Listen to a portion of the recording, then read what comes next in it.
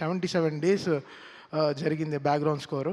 So ఈ 77 డేస్లో నాతో 24/7 వీళ్ళు నాతో ఉన్నారు. పిలిచినప్పుడల్లా ఇంకా అంబులెన్స్ లాగా వచ్చేసారు. సార్ రండి, రీల్ వచ్చింది, నెక్స్ట్ రీల్కి వెళ్తున్నాం, ఇప్పుడే ఇంటర్వెల్ అయింది. ఇంటర్వెల్ చేయడానికి ఒక 11 డేస్ పట్టింది. అంటే ఇంకా ఇంకా దేవుడు వచ్చినట్టు చేయాలంటే ఎలా చేయాలి? సో అది ఇట్స్ వెరీ టఫ్. దాన్ని ఊహించుకోవడమే చాలా టఫ్. 2 స్పీకర్కి ఓకే, థియేటర్లో మొత్తం ఒక 128 స్పీకర్స్ ఉంటుంది. ఆ స్పీకర్స్కి అంతా కరెక్ట్గా వాల్యూమ్ కరెక్ట్గా పంపించి కరెక్ట్గా చేయడం అనేది చాలా చాలా చాలా కష్టం. So Akhanda was something phenomenally was very tough to make music.